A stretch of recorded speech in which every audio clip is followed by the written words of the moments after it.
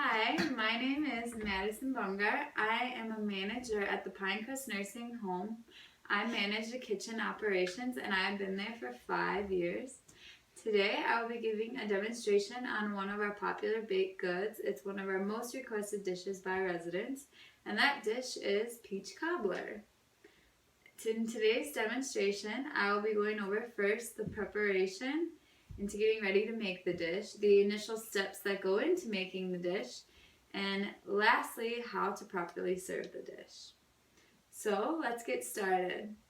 Now, in order to prepare the dish, you need to make sure you have all necessary materials. First, starting with a mixing bowl and a mixing spoon. Then you need a 9x12 ceramic baking dish.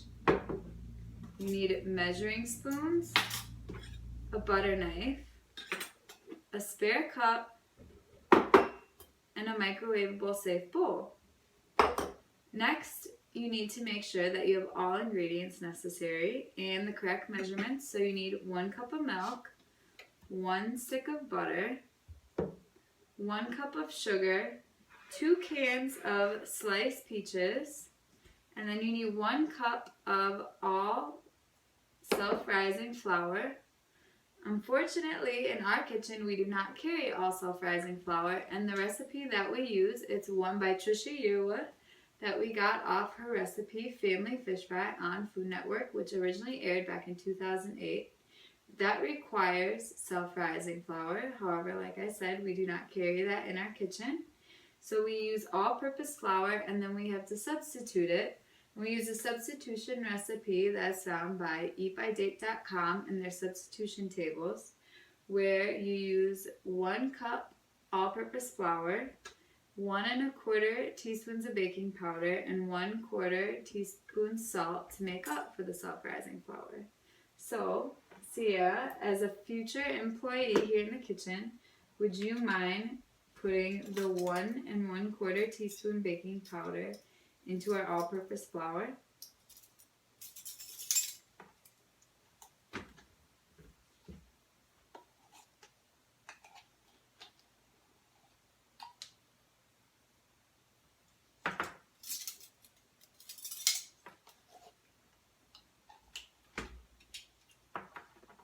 And now 1/4 teaspoon of salt.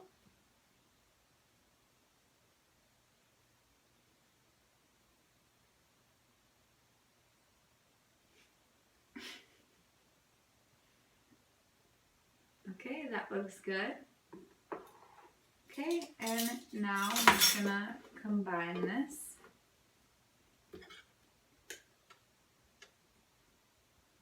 We have all of our ingredients and materials accounted for. The last phase of the preparation step is making sure the oven is preheated to 350. So, Journey, if you wouldn't mind.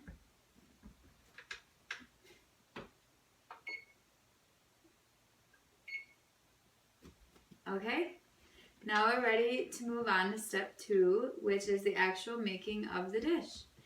And so first off, we are going to take our butter and we are going to cut it into 5 cubes.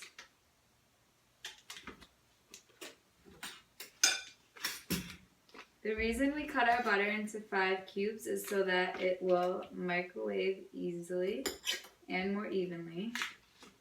And we're going to toss those cubes into the microwave safe bowl.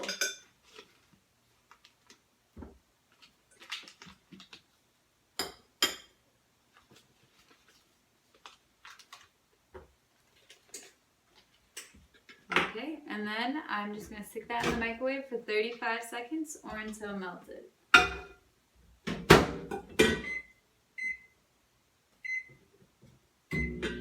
Alright, and while our butter melts, we are going to combine our flour and sugar mixtures in the mixing bowl.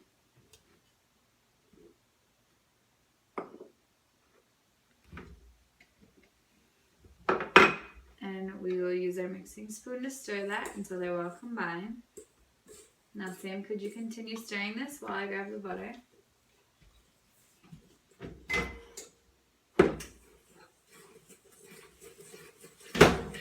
Now that the butter's melted, we're going to pour the melted butter into the ceramic baking dish. until it fully covers the bottom of the dish.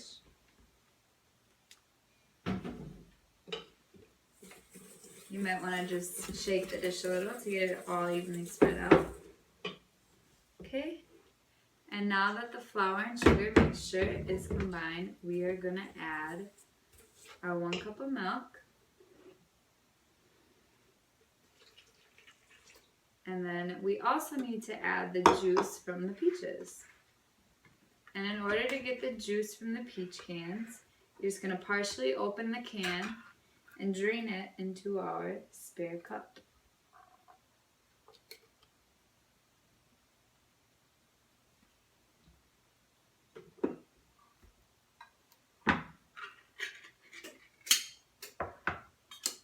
And you're going to do that with both cans.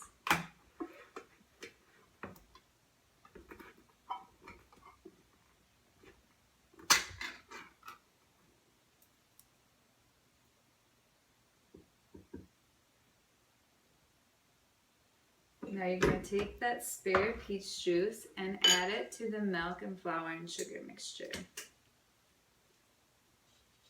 And you're just going to stir that until that's all combined. And create a nice batter substance.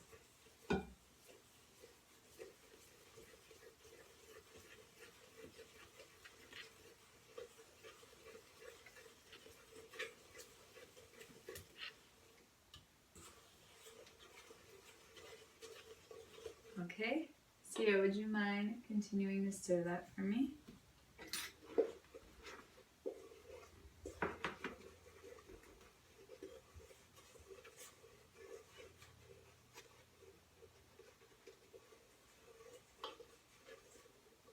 Okay, now that the batter is all mixed together, you can pour it into your buttered baking dish.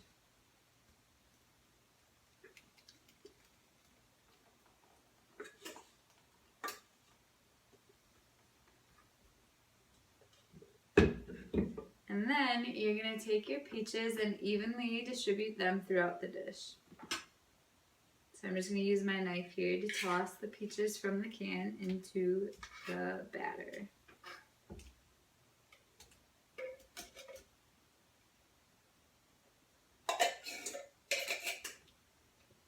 And you're going to use all the peaches from both cans.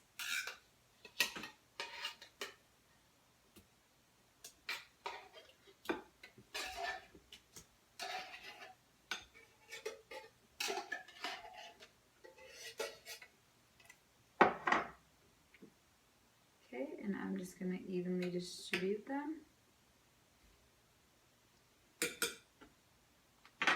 Okay, and now that your dish is all set and all ingredients have been used, you're going to put it in the oven for exactly 1 hour.